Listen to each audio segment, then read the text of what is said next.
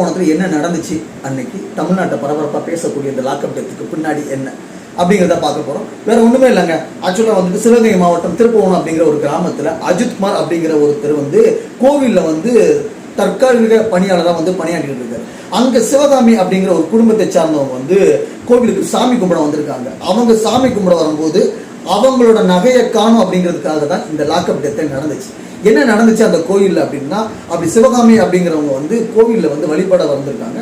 அவங்க கூட அவங்களோட முடியாதவங்க சில பேர் வந்திருக்காங்க போல. அவங்கள வந்து வீல் சேரில் அழைச்சிட்டு போகிறதுக்காக தான் நம்ம அஜித்குமார் உள்ளே வந்திருக்காரு.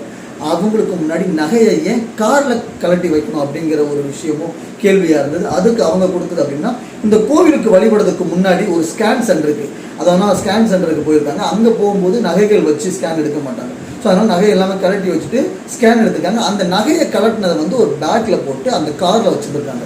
ஸோ அந்த காரில் பயணம் பண்ணி அந்த கோயிலுக்கு போகும்போது அந்த கோயிலில் வந்து காரை பார்க் பண்ணுறதுக்கு முன்னாடி இந்த மாதிரி இந்த நகை உள்ளே இருக்கிறது அவங்களுக்கு மட்டும்தான் தெரியும். உடனே நம்ம அஜித்குமாரை வர வச்சு இந்த மாதிரி முதியவர் ஒருத்தர் இருக்காங்க, அவங்களை வீல் சேரில் தள்ளிட்டு போகணும் அப்படிங்கிறதுக்காக வீல் சேர் அரேஞ்ச் பண்ண சொல்லியிருக்காங்க. அந்த வீல் சேர் அரேஞ்ச் பண்ணி அதுக்கப்புறம் என்ன பண்ணியிருக்காங்கன்னா, அந்த காரை வந்து பார்க் பண்ணணும் அப்படிங்கிறதுக்காக அஜித்குமார்ட்ட அந்த கார் கீ கொடுக்கப்பட்டதாக சொல்லப்படுறாங்க. அந்த கார் கீ கொடுத்ததுக்கப்புறம் அஜித்குமாருக்கு வண்டி ஓட்ட தெரியாது அப்படின்னு சொல்லியிருக்காரு.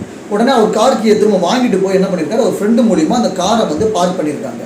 இது வந்து சிவகாமி அவங்களோட தரப்பில் சொல்லக்கூடியது. ஆனால் அந்த கார் பார்க் பண்ணிவிட்டு அவங்க திரும்ப கோயிலுக்குள்ளே வர்றதுக்கு அவங்க எடுத்துக்கிட்ட டைம் வந்து 1 hour அப்படிங்கிற மாதிரி சொல்லப்படுது.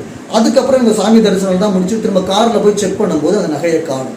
இது வந்து சிவகாமி அவங்களோட தரப்புல இருந்து சொல்லக்கூடிய அந்த ஃபர்ஸ்ட் இன்ஃபர்மேஷன், அதாவதுன்னா அஜித்குமார் மேலே அவங்க வைக்கக்கூடிய குற்றச்சாட்டாக இருந்துச்சு. ஆனால் இது எப்படி நடந்தது, அந்த திருட்டு போன நகைக்கு அப்புறம் என்ன மாதிரியான காவல்துறையிட்ட இந்த கேஸ் மூவ் ஆச்சு அப்படிங்கிறத பார்க்கணும். நகையை காணும் அப்படின்னு சொன்னதுக்கப்புறம் நேராக அவங்க வந்து அந்த கோயில் அறநிலையத்துறையிட்ட போய் இந்த மாதிரி இந்த நகையை காணும், இந்த காவல் ஊழியர் மேலே எங்களுக்கு சந்தேகம் இருக்குது அப்படின்னு சொல்லியிருக்காங்க. அப்படி சந்தேகம் இருக்கும்போது அவங்க என்ன பண்ணியிருக்காங்க அப்படின்னா, இது அடுத்த கட்டமாக காவல்துறையிட்ட கொண்டு செல்லியிருக்காங்க. காவல்துறை உயர் அதிகாரிகள் மூலியமாக இது வந்து ஒரு தனிப்படை அமைச்சு அந்த நகைக்கான கண்டுபிடிக்கிறதுக்கான முயற்சியில் இறங்கியிருக்காங்க. இங்கே தான் ரொம்ப ரொம்ப ரொம்ப ரொம்ப அதிர்ச்சியான விஷயங்கள் நிறையா வந்திருக்கு. அந்த சுற்றி உள்ள மக்கள் சொல்லக்கூடிய விஷயங்களாகவும் இருக்குது. வேற ஒன்றுமே இல்லை.